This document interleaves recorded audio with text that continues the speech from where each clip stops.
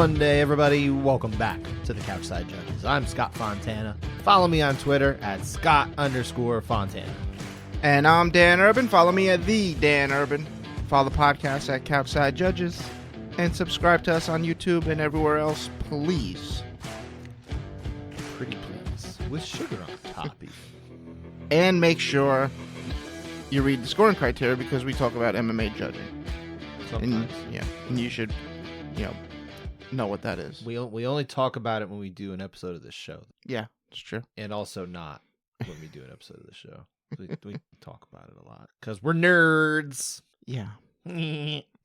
Dan, before we even get into this past weekend's extremely important events at the MMA Warehouse, which, by the way, MMA Warehouse is where I used to buy my my grappling gear. MMA Warehouse. So that's why the UFC couldn't label theirs the MMA Warehouse. They called it the UFC Apex. It was taken. Okay, I know one of the fighters on these figures has MMA Warehouse. Yeah, that's I thought it was. I was seeing if it was one of these two. Dan recently purchased a couple of in the box round 5 figures. If anyone remembers those figures that they made about 15 years ago. Yeah, they are. Well, thanks to you bringing that up. Of BJ Penn and Jim Miller. Yeah, Jim doesn't look anything like. Jim doesn't look remotely like Jim. Not even a little bit. Not even a little bit. Like he looks like he looks like a fighter in so much as that. And there is, as I grab it here, there's like some semblance of his tattoo. But I'm trying to decide who it looks most like. It's definitely not Jim Miller. So I've got a name. I don't know if you've seen the movie Lucky You with it's a poker movie with Eric Bana. It's terrible. I'm not familiar. He looks at the end of the movie. They're at a final table. Mm-hmm. He looks like one of the players at a final table. If you just put a baseball hat on him, that's who it kind of triggers in my brain. Okay, I don't know who that is. And yeah.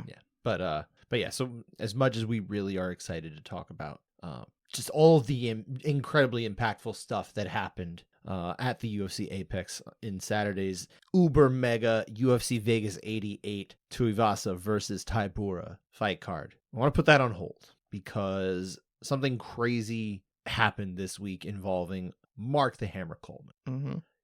He essentially saved his parents' lives, as the story is told. His dog woke him up. The house was on fire. He gets his parents out. He was unsuccessful in, unfortunately, saving the dog's life as well. Little Hammer. R.I.P. Hammer. Rest in peace, Hammer. He is, he's been in and out of the hospital now. They sent him home. He had to go back. I guess he had developed some pneumonia-like symptoms, as his kids were talking about. Last we heard on Saturday afternoon. So all the best, of course, to Mark Coleman and his family as well. As this is a crazy time for them, but just. All I really wanted to bring this up for is just to point out just how awesome Mark Coleman is. Yeah. For saving his parents' lives. Yeah. That's crazy. That's pretty cool. It's not cool that it happened. It's just crazy that, like... Well, I'm not saying having a fire is cool. I think that's exactly what you were saying, you sicko. I never... No. I'm torn up about Hammer. I know. No, it's just, you I don't know, maybe I'm weird, but like sometimes you think to yourself, like, what would I do if there was like a situation where like I needed to jump and act, right? Like you think you would do it, but would you? I don't know. There's no way to know unless you've been there. We know what Mark Coleman would do. He jumps into action and he saved his parents' lives and he was so thrilled to have them and he's just so overcome with emotion and sad for his dog and everything.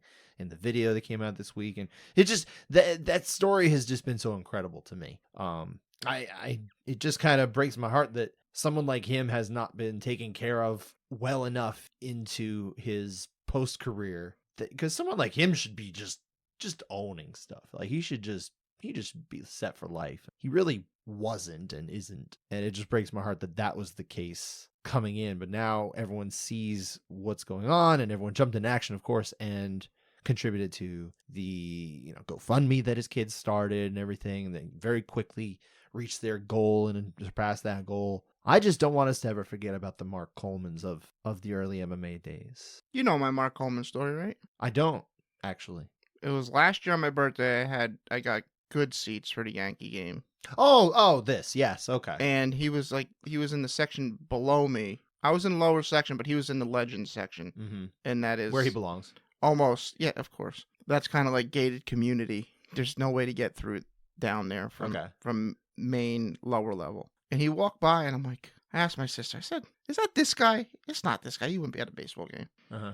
And she's like, no, that's him. And I'm like, yeah, there's not too many people that just look like Mark Coleman. It's like, so it's 100% it was him. And I was waiting for him to come back again. I would ask him for a picture, but he never came back that way. Mm-hmm. Probably knew I was going to ask him to take a picture. He did. He's like, I got a baseball or maybe he game to didn't watch. know. What if he didn't know, and that was the reason why he went back? What if he knew and he just wanted to support his fans? So he said, you know what? I'll take a break. This guy knows me. I'm going to take a picture with him. I would love if he came back. I didn't see him.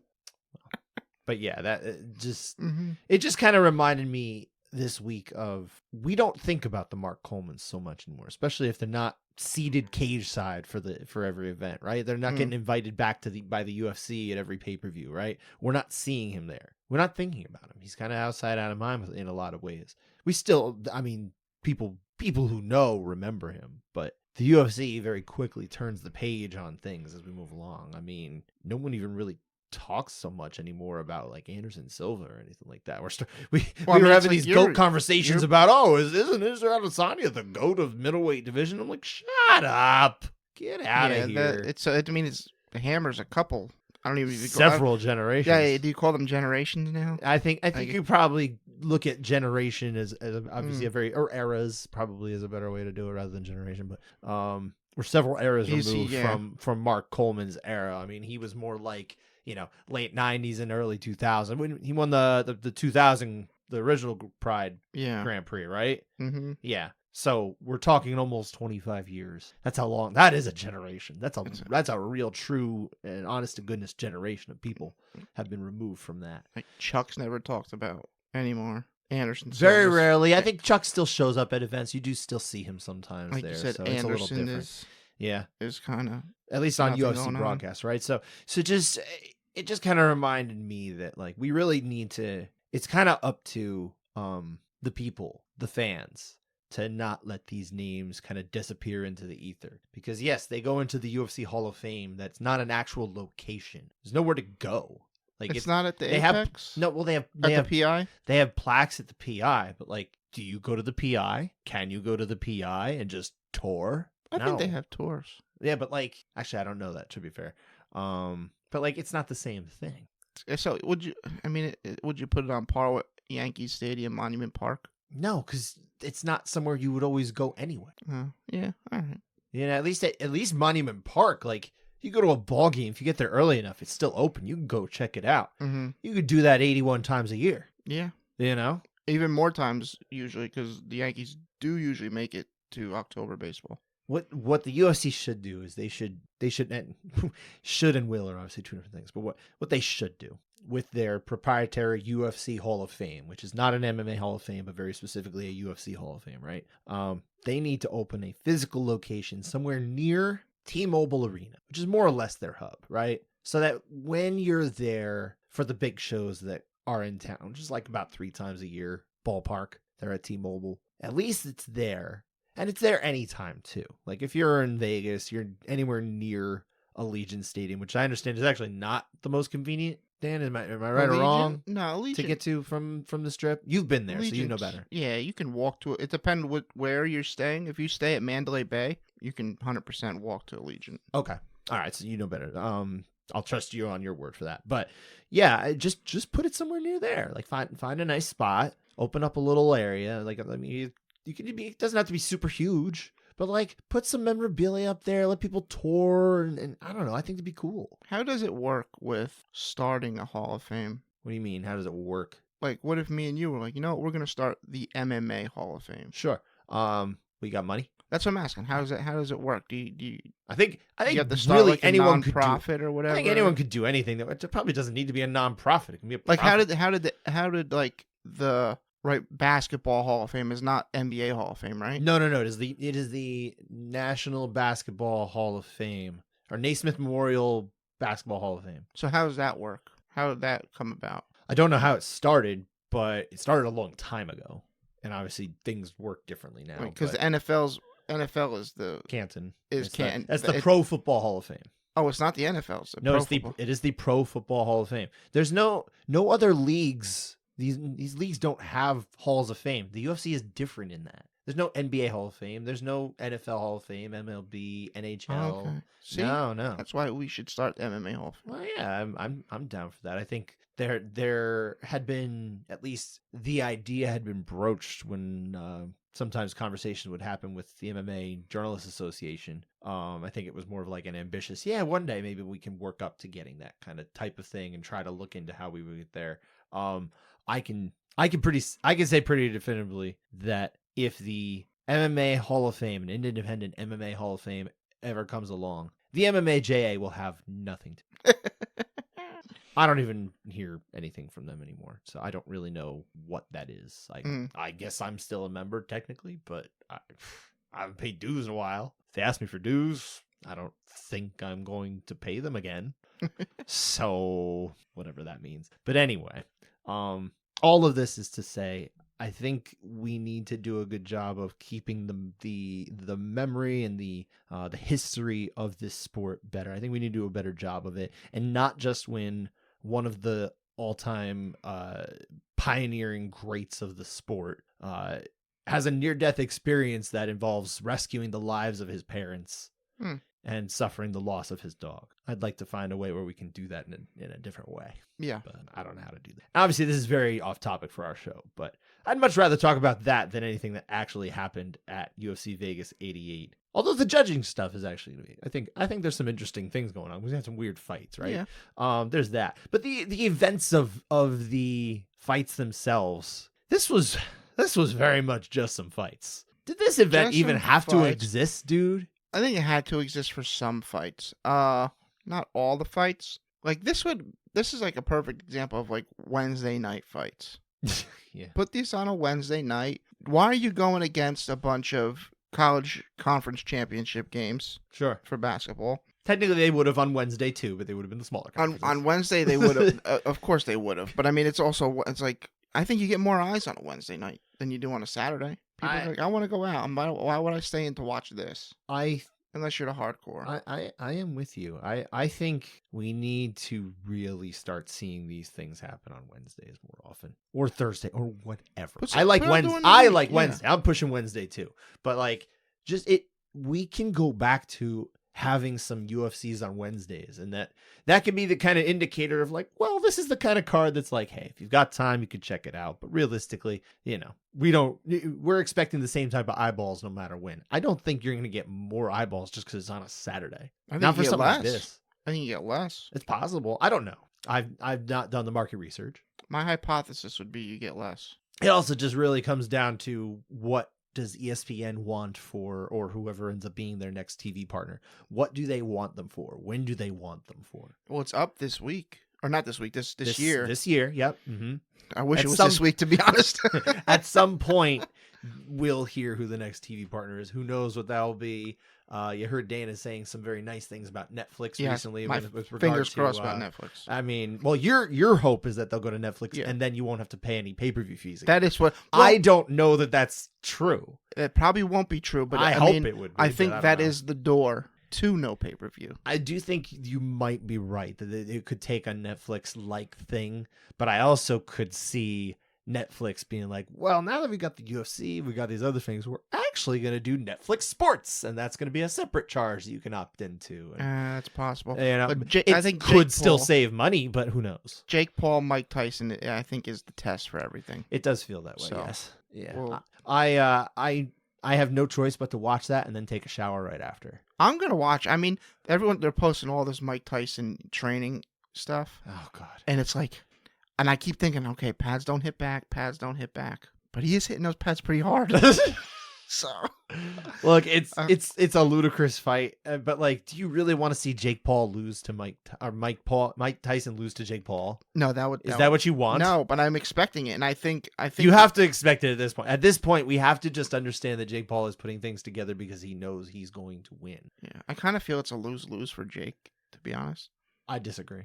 I think because it's like you should win this fight. No. Because if he wins, he still gets to say, yeah, he does I get to beat say Mike Tyson. It doesn't matter. So win, lose. A win, a lose, and a lose. No, that's not a thing. Because if he loses, he lost to a guy who's almost 60. Yeah, it's still Mike Tyson. It is. He's going to leave out the other part when he's promoting himself. And most people don't pay attention to anything, so that's all that matters. All right. You know, Mike Tyson Punch-Out came out like years before Jake Paul was born. Yeah. Yeah. Yep. That was an old game. It was a throwback game from long before he was born, back when his parents were probably in college or something, or high school. Who knows? But yeah, moral of the story is we didn't need this card. I don't care. I don't care. It's so stupid. This was a stupid card. Right. We did have some adventures in officiating that came out of the Apex this week. Couple fights. Let's start with the one that actually like really affected the end here in the co-main event. Angelosa and Brian Battle goes down as a no contest. I was watching this, but I didn't get the chance to catch up before we had the chance to record on either of these fights because I sort of watched, but also missed enough detail that I can't weigh in distinctly. So I'm going to let you kind of carry this portion of the show, my friend. So okay, set it up for people first off. I think Beltran handles this fine. There's no issue Mike here. Beltran, the referee. Angelosa and Brian Battle, they come to an exchange and the top of Losa's head and Battle's chin collide, and then Battle like pushes forward and a finger goes into the eye of Losa. Action stopped.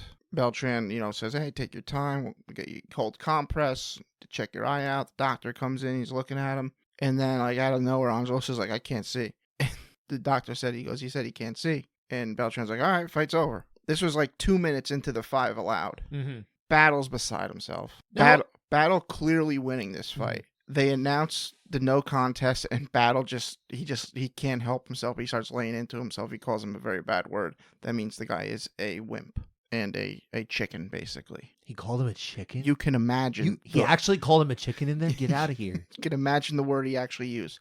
Well, this prompted Losa to actually want to fight now. He's yelling, "I kill you! I will kill you!" He has to be restrained. I believe there was another word in there. Yes. What type of kill? Yeah. An effing kill. Yes. Yeah. And so all of a sudden, Losa wants to fight now. It's like you could have fought if you wanted to fight. You were losing the fight. I don't think this needs to be run back, even though Battle said he'd run it back. I think we learned what we needed to learn from this fight. Brian Battle was beating up on Angelosa. Losa got poked in the eye, took the no contest. See, my understanding was they were supposed to really give you some time though because I missed part of this. So correct me if I'm wrong. So are they supposed to give you enough time before they like take anything you say? I guess I don't. I mean, it was like 2.5 minutes. They changed the rules. I can't see. I think maybe he probably could have said, "Okay, let's see how it is in a couple minutes." At the end of the 5 minutes, if the doctor Beltran, I'm saying, yeah, Beltran, like keep the cold compress on. Maybe some of these get better with time. Maybe he could have done that. I don't know, but I mean, he did say he couldn't see. I don't have any really issue with the way it was handled. Okay. Yeah. I still like the idea though. I'm not even going to sit here and be critical, but I like the idea of allowing 5 minutes. See how the fighter is at the end of 5 minutes. If he says he can't see, just wait. Unless he says I'm done fighting or something like that, like I can't fight or something like that, then keep going. Wait until that 5 minutes is up. If at 5 minutes he says I cannot see, he doesn't fight. I mean, reading his body language, he's like, okay, I'm fine with a no contest after this. Oh, that's fine. Because he waved it off. He'd make no reaction. You see fighters say things that you shouldn't say if you want to continue fighting, and then go ballistic when the fight's called. This didn't happen then. I don't know. He went ballistic at one point though. Yeah. After he's like, "Oh yeah, I really do want to fight you now. Yeah, I'll kill you." Effing. Yes, I'm sorry. Yeah. All right. And then the other adventure in officiating. Again, we're more or less just saying, hey, everything was handled more or less the way it should be in terms of officiating. Adventures of officiating doesn't have to mean that the official messed up. It's just, hey, we had some interesting things happen outside of the judging, right? The other situation, also involving referee Mike Beltran, a little different, right? Earlier in the card, set it up. Yeah, Soothsayer Beltran. Soothsayer. Yes. He saw the future? He did. So He knew the fight was going to end in sub. He saw... All right, I'll just set the stage a little bit. We got Jacqueline Amarim and Corey McKenna. Fights on the ground. Jacqueline gets a fully locked in triangle. She's trying to get the arm over. Instead, she starts extending the arm. McKenna is about to tap. She's like mid-tap. And she's like flailing her hand, isn't she? Like but it's like, I'm about to tap. Referee Beltran, or soothsayer Beltran, realizes she will tap eventually. And he got a little ahead of himself, yelled, "Stop!" Got in there, and he said, No, keep going. Yeah, he says stop. Yeah. But he doesn't move his body. He's just shouts stop while watching. Well, he kind of reaches in. Yeah, but a little bit. Not to touch them. And then, yeah. What are we doing here? Yeah, and he's like, "No, keep going." She didn't tap, I guess. He doesn't say she didn't tap, but he goes, keep going. Yeah, the implication. They loosen each other. They loosened up, like, for that split second. He said stop. And then this time, Amarim transitions to a fully armbar, not locked in a triangle. Gets McKenna on her back, extends it, and gets the real tap to end it, as the future had anyway. So my understanding is whenever we've talked to any referee, they always stress just how important it is for them not to insert themselves into the fight, right? They want to step back. It's why they don't take points. It's why they do all these things, right? They don't want to be inserting themselves, too much into the fight, right? They're just there to kind of make things happen or see things through, right? But when you shout stop, and then you tell them to keep going, and they loosen up the submission as you described, and then go back to a different way, you have very much inserted yourself into that action. That's a bad job. That's a real bad job. Can't have that happen. I don't know if there's a defense for that. I'm not expert. We collectively, you and I, or individually, had passed the refereeing course at ABC. That does not make us more expert than Mike Beltran, who was also there at ABC at the more advanced class. Yeah, which I'm sure he passed if they do any sort of passing or if they just kind of go over things. But suffice to say, Mike Beltran has refereed more fights than we have. Yeah, he knows what's to be done, and maybe there's something to be said for the way that was handled. That hey, maybe it wasn't so bad, but on the surface, it looks real terrible. Because it changed the actual fight. Could the submission have still happened anyway? Sure. But you're describing a loosening up of the situation and then an adjustment, right? So, no. She's in a triangle. Okay. He yells stop. Starts yelling, keep going. She let the triangle go. She still had control of the arm. And she switches to an armbar. But that's still changing. So what happened? It does change it, but I think had McKenna got an escape, it would have been far worse than what we have. Because McKenna, if she just rips the arm out as she looses it, we don't get put back in that position. So essentially what I'm saying the position really kind of stayed the same. But he affected it. Did he affect it? Yes, I understand. Yes, yeah. But I'm saying it would have been far worse had McKenna escaped because of it. Sure. The end result, I don't think changes. No, and look, okay, fine. Because she lost like 3 times. But when you say, like, you can't, if there's one thing that I've understood of referees when you're in there is you can't be indecisive. And that is right there is absolutely, that is indecisiveness, correct? That's indecision. Yeah, right. But I'm talking strictly results based. This was the right result that we got. Sure. All's well that ends well. I get what you're saying. Yeah. But that's not the point. What if it didn't happen that way? That's what I'm saying. If it didn't happen that way, it would have been a lot worse. And the what if, obviously it didn't come to pass, but like it very easily could have. This was not that hard for it to not go that way. What if they really did stop and they listened to the referee and immediately got out of that position? There's no going back. The only thing that the women in the cage did is they didn't directly listen to him right away. Yeah. That's the only thing that saved this from not going even worse, is that they didn't comply immediately with him. Because I watched the fight. I just didn't get to watch it as closely, right? I'm aware of what happened, at least in the moment where he's shouting stop and then keep going. There's a beat there. There's enough of a beat that they easily could have like pulled apart. And we've seen stuff like that before. It didn't happen. It seemed like they were confused. Like, yeah, they were. Carrie was like, why? She just left her arm extended there. And when in reality, she could have ripped it out probably there. Because it was probably loosened up enough there. But, yeah. I get what you're saying. I think it worked out well for everyone involved except Corey McKenna. Yeah. Crisis was averted. I get it. But crisis was absolutely created as well. It didn't need to be, and it was. And this was also, a bad job. This was just a bad job. Also, I'm not saying that Mike Beltran is a terrible referee, but I'm saying he handled this one really bad. And it's not the first time we've talked about a situation he didn't handle it that well. This is one of the worst, though, I think. Say he, if he just waits... Result aside. If he just waits a second and doesn't jump the gun and be, the soothsayer, Corey McKenna taps. Yeah. And we're not even talking about this. Right. Except because he did what he's supposed to do in that situation, which is not what he did. Right. He didn't do what he was supposed to do. Yeah, and really interesting. You know what? Just to play devil's advocate a little All right, bit. sure. I like devils. Let's talk about them. Let's advocate for those guys. Maybe he thought she was grabbing the glove and he's yelling, "Stop!" And he's going to reset them. But that wasn't what it was. No, I don't think that's what it was. But I mean, the stop doesn't just mean the end of the fight. It means You're right. Stop the action. I got to assess something. I got to deal with something. It was... But that... I don't know. Maybe I'm reaching. I think you're reaching. Yeah. Look, again, maybe there... I did preface everything by saying maybe there's something I'm not aware of in the situation. And hey, officials, you know how to reach me. If someone knows better, you know how to reach me. If I've nailed it, you know how to reach me. But I think I'm looking at this situation the way you really should be looking at it. Is this was a really bad situation that fortunately didn't end up as bad as it could have. But this conceivably could have just destroyed the result of the fight. It really could have gone that way had some very realistic things happened off of this. It just didn't go that way. So all's well that ends well, but can't have this situation. I mean, that is indecision. Absolutely, it looks like indecision to me. So also, here's this. Yeah. I would have no problem ruling what Corey McKenna did as a tap. Okay. I would have no issue with that. Where she kind of taps the air? Yeah. I would have no issue if you ruled that a tap. It looks like a tap. That type of thing starts to get scrutinized then.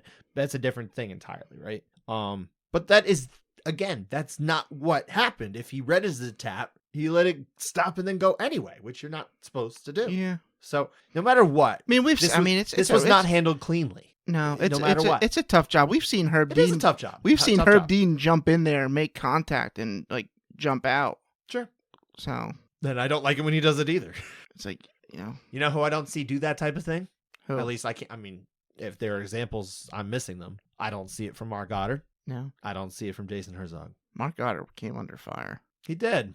We didn't even touch upon that last week. After the show, I was like, man, we really should have gotten on that. We didn't make any notes for this one. I thought Aaron Bronstetter handled that perfect. I mean, I thought Mark Goddard handled it perfect. I don't really even think it was an adventure of poor officiating. I thought it was fine. I thought it was good. Aaron Bronstetter. Yeah. Who's that guy? He outlined everything perfectly. Sure. No, we're not gonna go back that far because again, we don't have any notes for that one. It's a little bit of old news. We're only focused on the very important events of Saturday at the UFC Apex, my friends.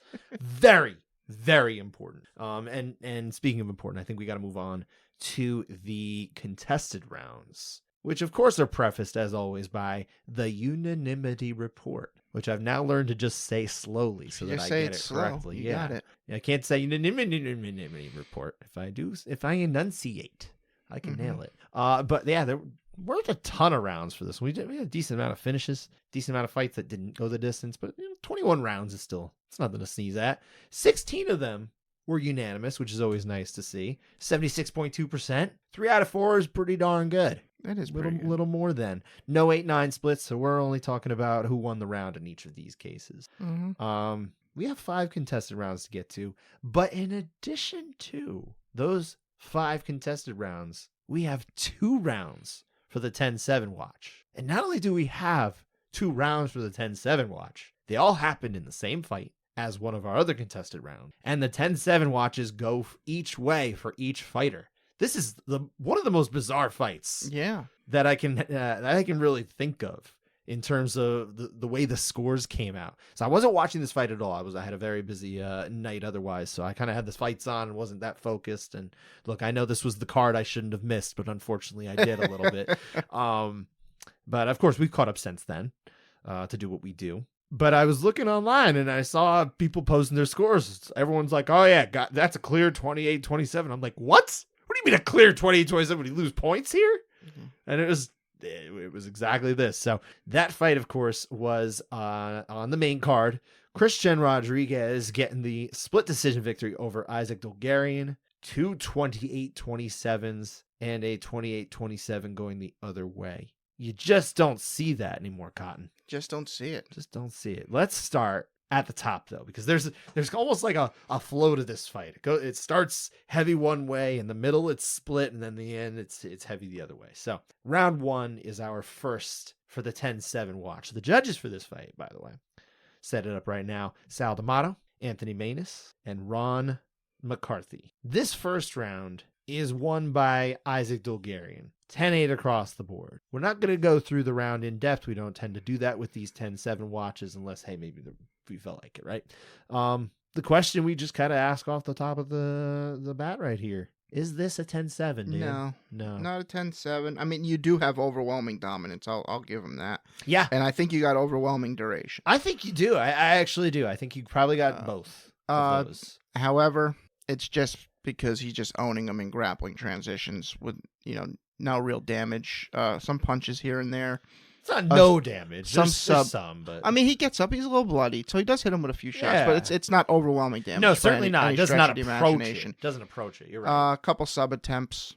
I think this is just a slam dunk 10-8. Yeah, I'm with it. I think the judges agreed there. I think they were aces on this one. You'll certainly see a judge like Sal D'Amato give an 8, be bold enough to give an 8 regularly, even giving a 7 from time to time, including earlier this year. Yes. Ron McCarthy certainly usually in step on the 8s or the 9s. I think he's got a good read on that.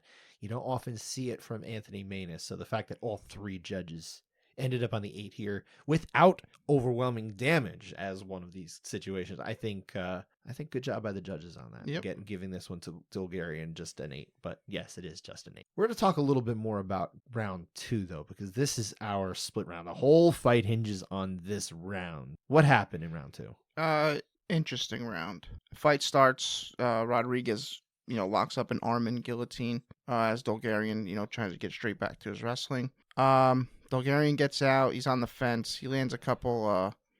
He gets landed on by Rodriguez with these side elbows, that we tend to see now as the takedown defense against guys. I thought they're pretty good. A lot of the round was Dulgarian clinching with not much else to go with it. When they were at distance for how, not often, I think he did land a couple more decent strikes. But I do think Rodriguez was more effective. Even though he was the one being pressed against the fence, he landed a big knee to the head. He's landing these elbows. I think he had the more effective offense. So 10-9 Rodriguez for me. The damage is coming from him, right? Mm-hmm. I think really that's what it comes down to. I mean, yes, you do have to weigh effective grappling, but how effective was his grappling? What was the effect it was having on Rodriguez compared to what effect was the striking of Rodriguez having on Dulgarian? Mm-hmm. I think hindsight being what it was, I think we saw that it probably helped a little bit by the end of by the third round, but even within those 5 minutes that have to be assessed pretty much immediately after the round ends, I think Rodriguez is the one. I think you got to go with the one who's landing the actual damage here. Yeah. There's just nothing really that Dulgarian did to hurt his opponent, or even really diminish him in this round. It's more just Rodriguez is just kind of dealing with it at this point. First round, he definitely was dealing. He was doing a good job. This round, no. So, I feel good about Rodriguez here. I don't think it's bad necessarily because there's just not that much offense in this round. Yeah, it's kind of like okay, Rodriguez is just accepting of where Dulgarian wants to put him. He's like, okay, I'll fight wherever you want this to happen, and he was doing the better of the fighting. I feel like Rodriguez is the better score, but it's not like the only score. Yeah, that's fair. I mean, it's close. It's kind of close to it, but I don't think it's quite there. I'll give Anthony Maness the benefit of the doubt here, because there's just not that much that is landing either. So I feel like it's probably easy to miss it depending on your angle, right? We had 2 judges that saw it the right way. I think ultimately that this is fine with. Not so bad. Those judges, by the way, were Sal D'Amato and Ron McCarthy, who saw it as you and I did for Rodriguez, which ended up giving him the fight, right? Because round 3 balances out round 1 with the unanimous 8s on each side of the ledger. It's push, which we don't.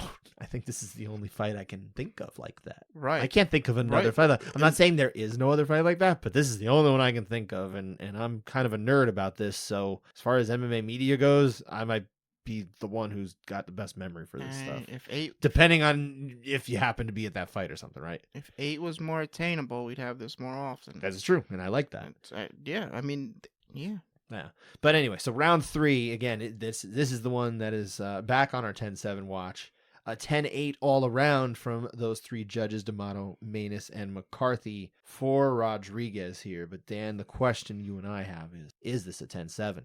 Definitely not. Definitely not. There's a lot in this round that is non-offense, kind of, when they're just staring at each other on the feet. I think there's more damage done in this round and that was the first yeah, round. That's what I'm getting. There is more damage coming from Rodriguez. However, it is still far away from overwhelming damage. And it's not as overwhelming in the dominance and duration phases as it was. Yeah, exactly. Yeah, just another good 8. Here's a question for you: who would you rather be if you the worst of both worlds? You got to pick one of these terrible choices. Would you rather be Rodriguez getting ragdolled in round 1, or a dead tired Bulgarian eating punches and strikes and everything from Rodriguez in round 3? Who would you rather? Who would I rather? If you had to be somebody, I know which fighter I would be. I don't know if that. No. That's not the same. I know, but that's what I'm trying to. You'll be Bulgarian in round 3. I understand. Exactly. Yeah, but who would you rather be? I don't want to get punched. No, you don't. Okay, so here's the thing. I'd rather be Bulgarian in round 1, and I'd rather be Rodriguez in round 3. But that's not the same. Oh. That's the opposite. I would, if I had to be one of the losing side in each of those rounds, I would rather be Rodriguez in the first round. I would rather. I think I'm still having more energy left, and it's like and by the 3rd round, you could tell he's just not. He doesn't have anything left, and he's just praying he gets those 5 minutes out of the way, right? Yeah. Eating punches, eating harder strikes, and being dead tired. That sounds awful to me. That sounds like just the worst. So I would rather have been Rodriguez in round 1 than Bulgaria in round 3. Yeah, I'm with you. All right. It doesn't really matter. We're hopefully never going to find ourselves in that situation unless one of those guys happens to be prowling outside of our recording studio. Oh, they're not. That would have been a really fast airplane. That would be. That really would be, because we're still only like several hours after the fights. All right, let's move on though. We got 4 more contested rounds. 2 of them are in our next fight. Ovin St. Preux turning back the clock at age 40 to get the win over Kennedy and Nzechukwu. Split decision.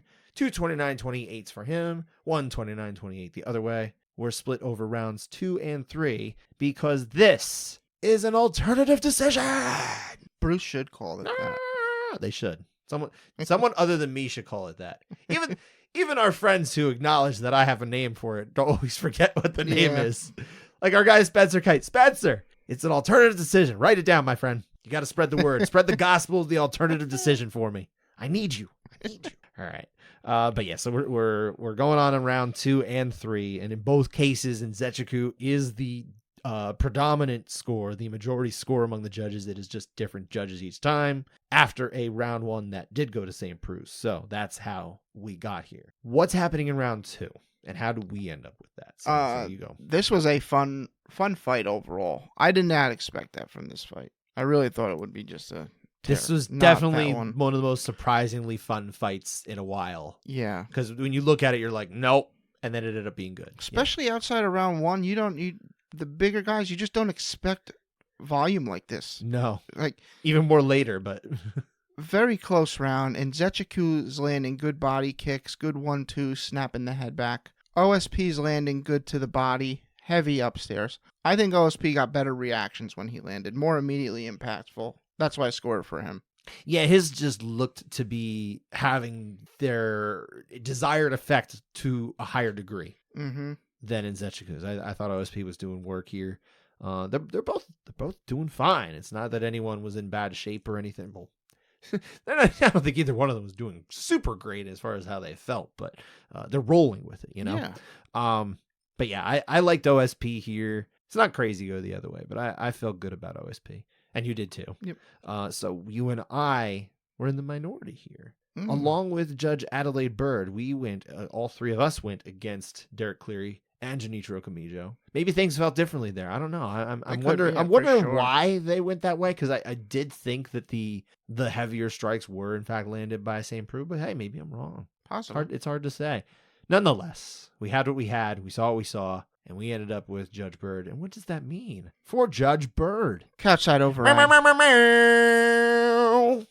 You add a little flair at the end. Add a there. little at the end. Yeah, why not? We don't give a lot of couchside overrides to Adelaide Burge. He deserves it here.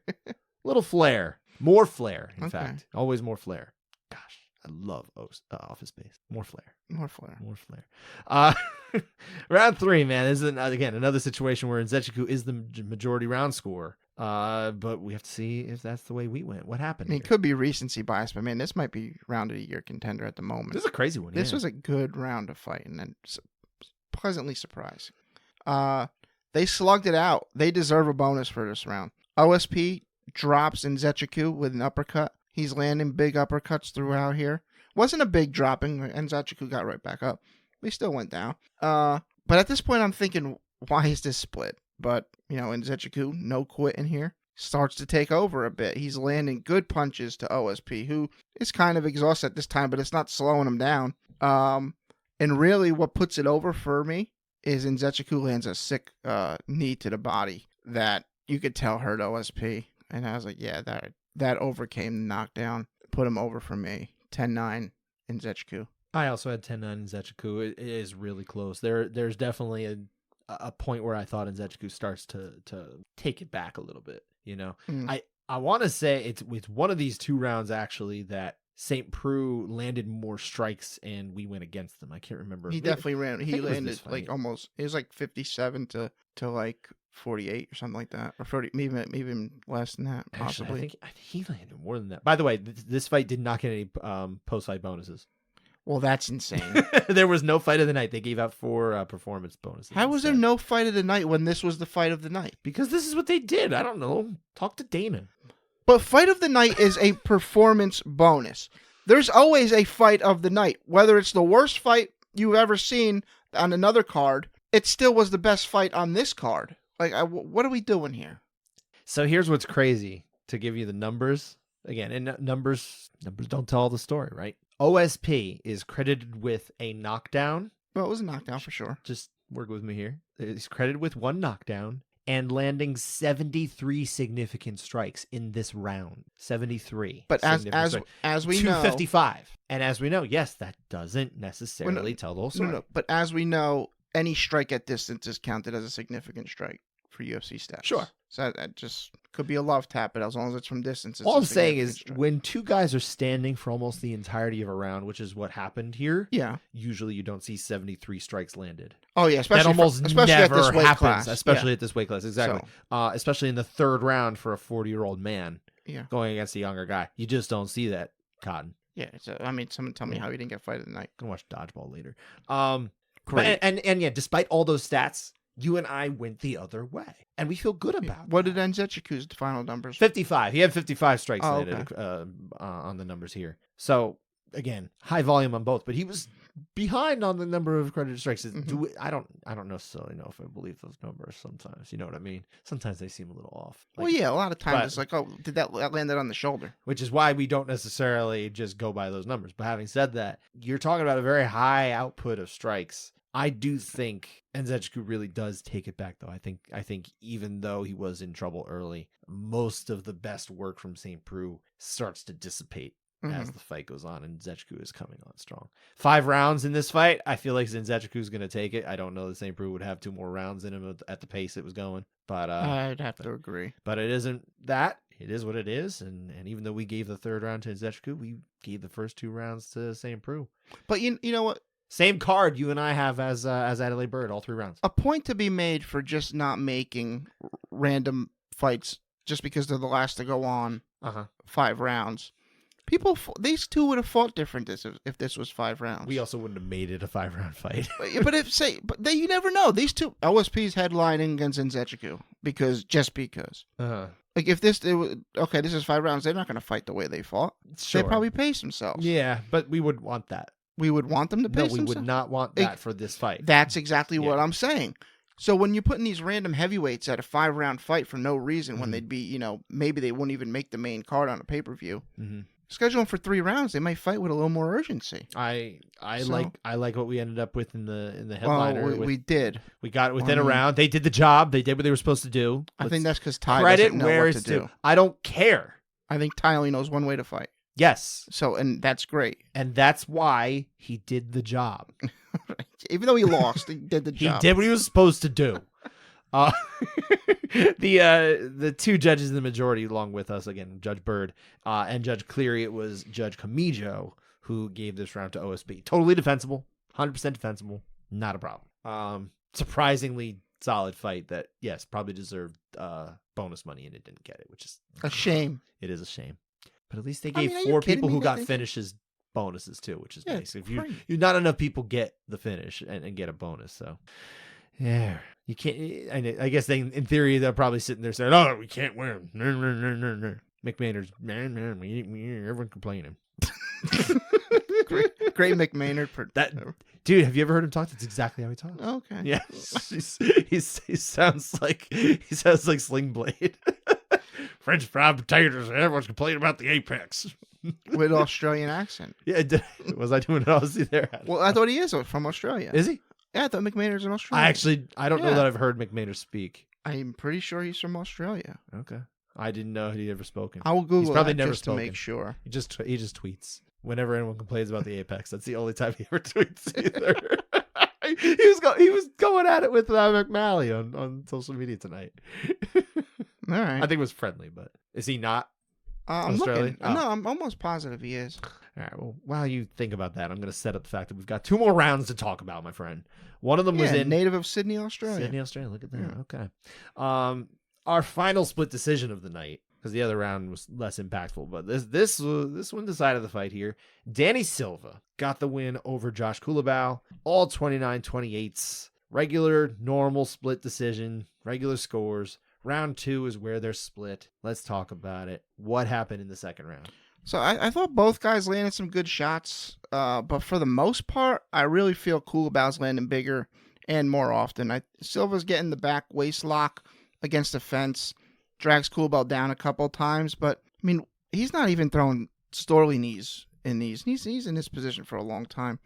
I feel strongly that in this being a Kulabau round, it's not that I can't see it the other way. I can understand an argument there, but I feel real confident in this being Kulabau. You know, 10-9. I actually don't feel very strongly about this one way or the other. I think it's pretty close, and I think reasonably could just go the other way. I happen to have Silva by a slim margin. That was more or less the notes that I had. All right. I don't have much more to add. Could easily gone the other way. It just didn't for me. But I was in the majority. You were not. I saw it with judges Derek Cleary and Ron McCarthy. You saw it the same as Judge Sal D'Amato. Tell me and Sal roll. I guess so, but no override. All right. I prevented that. I said, nope. We will send no mail to Wisconsin. One more round, my friend. Chad Anhelger. Mm-hmm. No question who got the win here over Charalampos Gregorio. Did I get that? Did I nail it? I wouldn't say you nailed it. No, probably not. Another Ray Longo guy. But this was 2 29-28s and a 30-27. We are split on the first round, which, of course, the first round it's impactful, right? Kind of sets up the way the rest of the fight can look. So let's talk about this first round here. Pretty close back and forth battle here. I think Anhelger landed better. He had some good leg kicks, had some decent knees in the clinch. They're better than Storley's. Plus or minus a Storley. Yeah. That's the line. It's the Mendoza line. Exactly. Yeah, Perfect. There's yes. your baseball reference. Gregorio did get on top. He landed some ground and pound from there, but in the end, I like it for Anhelger. 10-9. I also like it for Anhelger. This was not a particularly fun round to watch, but I think he did. I think he did. But not a lot's happening anyway, so hard to get too bent out of shape of it either way. Mm-hmm. I did side with you. We sided with Derek clearly. We went against Adelaide Bird, who we never agree with, except for in that whole fight that we just talked about, and Jaron Villel, who we haven't seen judge in a little while. So welcome back to the chair, Jaron. Jaron, of course, taught that refereeing course, yes, or helped teach that course alongside of Blake Rice. Yeah, that's neither here nor there. What does it mean for Mr. Derek Cleary, who we happen to see it alongside in the couchside over? No flair. No, but I tried to extend it. He deserves it.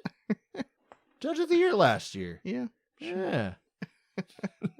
And that was it for our contested rounds. We had 7 finishes on this one. So, hey, at least even though this fight card is an abomination and the Co-main event ended with nobody winning the fight.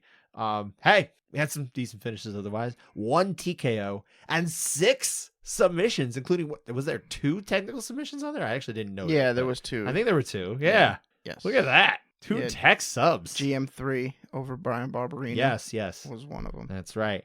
And then 3 fights ended in the first round. Well, first round finishes. I guess in the first round period, because that no contest was in round 2. So, and it was after a round that everyone agreed on, so we didn't have to really talk about that part. Yeah. What was your favorite out of the 7? I'm just gonna shout this. It wasn't my favorite, but we did have a leg kick TKO.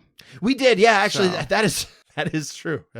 That we had no fights ended due to strikes to the head. That's weird. Yeah, That's a wild. little strange. All right. Again, an abomination. Yeah, Thiago I Moises will got stand by that that. one. Yeah. And that was good. That was really good job on Thiago Yes. Moises, to be fair. But yeah, what was the one you actually had? My favorite was Jacqueline Amarim earning 2 submission victories 2 over submission victories. That's Corey true. McKenna. Yeah, fair enough. And you? I have to give props to Marcin Tybura, who choked out Tuivasa within a round, completing the mission. Always get it done in one round if you are over 206 pounds. I mean, do it every time, actually. That'd be great for all the men in the first round. But for the heavyweights, you got to at least treat it the way I want heavyweight fights to be, which is get it done in 5 minutes. You know, that was good on how that one ended. He was kind of like snoring. Were you listening when he was ducking the choke? He sounds like you when you're breathing. He was like just snoring like really loud. Yeah. And then he I guess he must have went out, but he came back too pretty quickly. Yeah, why not? Yeah, I mean he didn't protest or anything. No. He knew it was over. Good on Marcin. Always get it done in 5. And the thing is, he had Marcin hurt. Oh yeah, there's He blood cut all him. over Marcin Tybura. I mean, this was a good round. And then it was a really good 1-round heavyweight fight.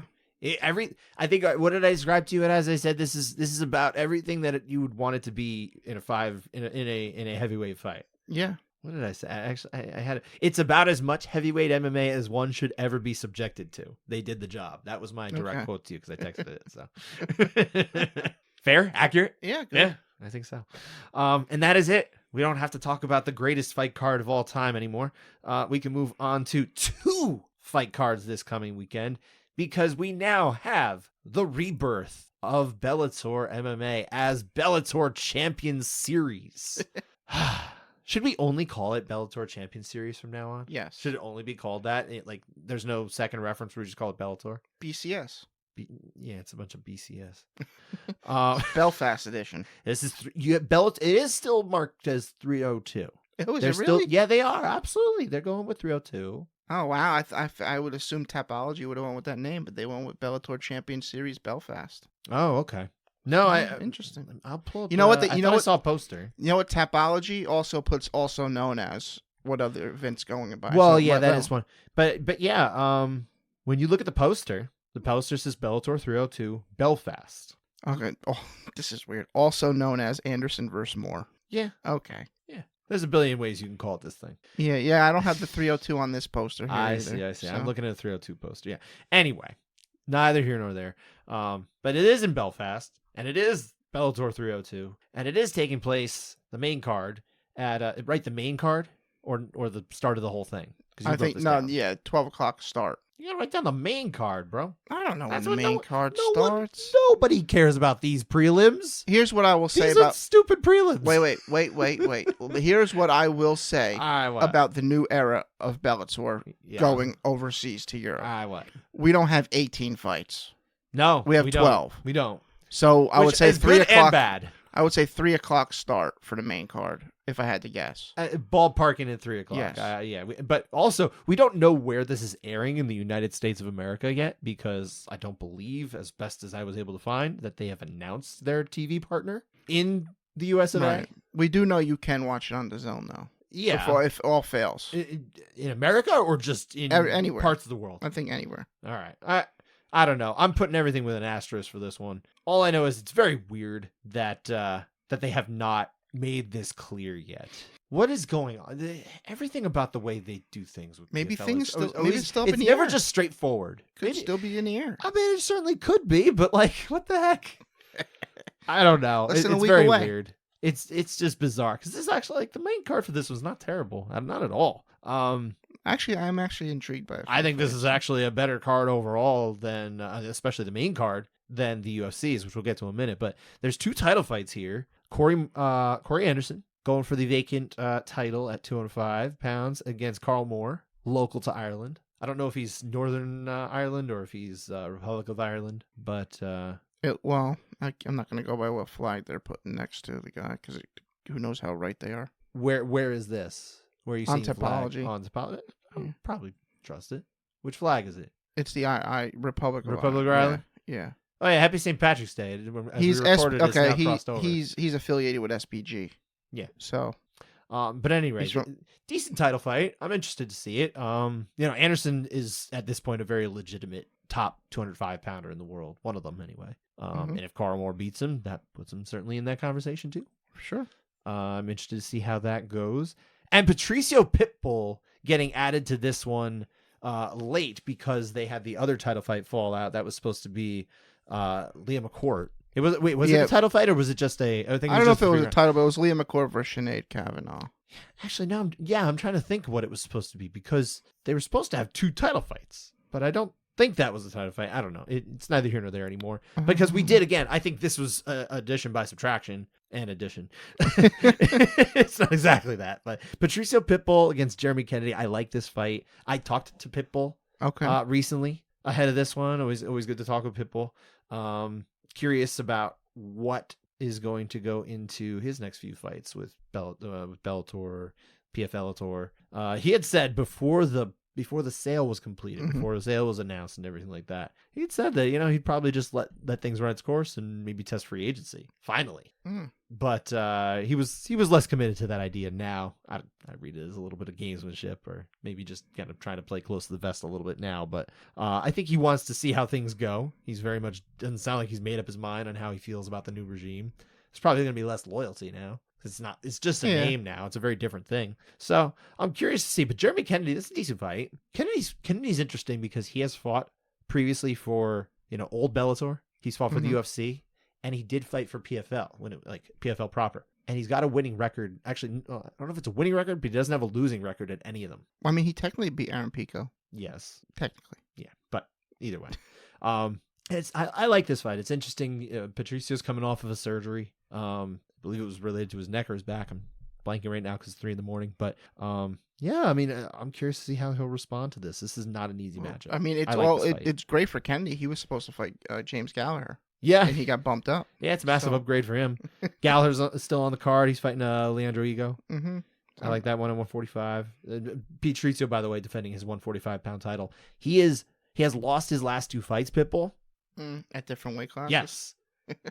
he lost down at 35 and he lost up at 154, I believe was the weight. Okay. And he took that fight on hyper short notice. Probably should not have, realistically. Was that a Ryzen fight? It was on the Ryzen Bellator crossover, the second one. Yeah. Probably should not have taken that one. But at any rate, and then also Fabian Edwards going against Aaron Jeffrey. That's a key 185-pound fight. Yeah, Leon's brother. That's right. He's coming off of a loss, fighting for the title. Didn't go his way against Johnny Eblin. Doesn't go a lot of people's way against Johnny. Actually, no one has. It's not gone anyone's way against Johnny Eblin. Not their way. I mean, sometimes they've had successes, but they've still not won.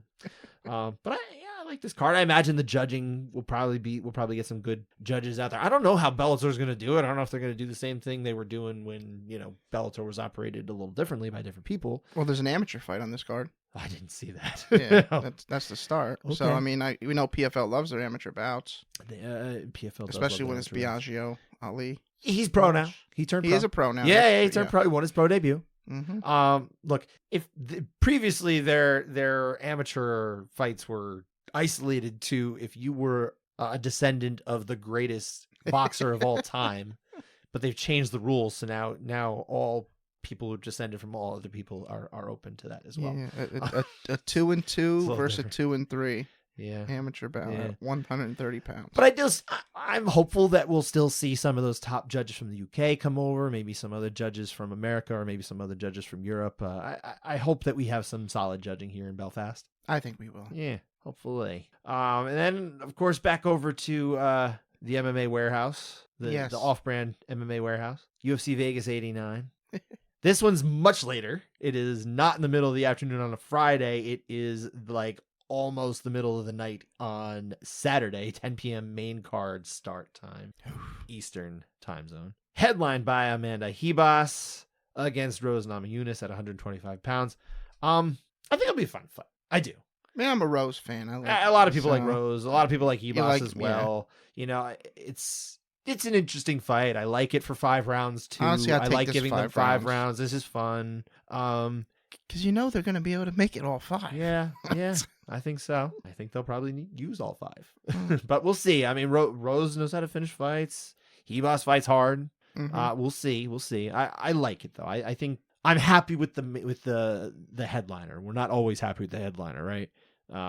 Even when they did the darn thing in the warehouse the other day, at least with the heavyweights. But there's not a ton on this card that I'm super enthused about. Billy Quarantillo for sure is always fun. Yusuf Zalal, I think that'll be a good fight at 145. I like that one. I also like Kurt Holobaugh against Trey Ogden. I think those guys come to fight too. I like that one as well. That's on the prelims. So I don't know if I like this fight, but I like the story behind it. The co-main, Carl Williams versus Justin Tafa, where Junior stepped in a couple weeks ago for Justin, and now Justin is taking this fight for Junior. I believe I was calling this the trade where Carl Williams stepped in for or it was the other one for a Tafa to be named later. Okay.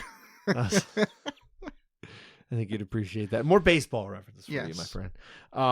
Cash considerations. Maybe they should have considered just not having this fight. I don't know. I think Carl Williams. I think Carl Williams is gonna take Tafa down for 15 minutes, and maybe ground him out in one of the later rounds. That would be what I'm guessing out of it. But I don't know. I think a lot of us can look at this on paper and say, well, I think I know what's gonna happen here. Maybe I'm wrong. I'd love to be wrong. I hope I'm wrong, but I think I'm right. I think I'm right. I'll be happy if I'm wrong. Contested round candidate. I settled on Miles. I don't know what I was trying to say. Miles Johns against Cody Gibson at 135 pounds. I think that could actually be a decent fight. But also, I think we're going to be talking about at least one of these rounds. I'm thinking Billy Q and Yusuf are going to give us some interesting. I think Billy Q is going to find a way for this fight to end early, whether it's him or the other guy. That's what I think. That's what I hope, because I think that's the fight I'm looking at as like I don't know if it's a sleeper candidate, because it's like the only other fight that most people are going to look at, I think. I would put this one in the co-main. I don't know why it's not. Yeah, and we may be delayed next week. Oh, that's true. Yes. Yeah. Dan's got plans. I got a busy weekend. Got things to do. I got a busy weekend. He's way too cool for you guys. He doesn't like our listeners like I do. I'm kind of hoping I get to see, Superfan Ari this weekend. Coming up. Okay. On Sunday, hopefully, he decides he's going to play cards. Okay. Where I'm dealing again. That'll be pretty cool. That's fun. But other than that, I'll be doing whatever. I'm going to tell you, because recently you were dealing cards in my town. Actually, I was, at an event. Yeah. And I, after we recorded last week, or we didn't record right after. We recorded the night. But on the Sunday, I should say, the Sunday after UFC 299, I took one of my kids to a birthday party. Saw one of the other dads there, someone I know, been friends with for a while, and it turns out he was also at that. Oh, but he did not have you. You were not his dealer. Okay, he had some other guy. All right, so interesting. I thought that was interesting. Yeah, and I know, and I'm really glad that we said that on air, because I know all of our listeners really cared about that anecdote. So hey, I did that for you guys. You're welcome. All right, that does it. We'll be back again next week, probably Tuesday. Yeah, figure on Tuesday or something like that. You'll get it when we get it, all right? Deal with it. You'll get a show. But you will, because we love you guys. Thanks for listening. Take care, everyone.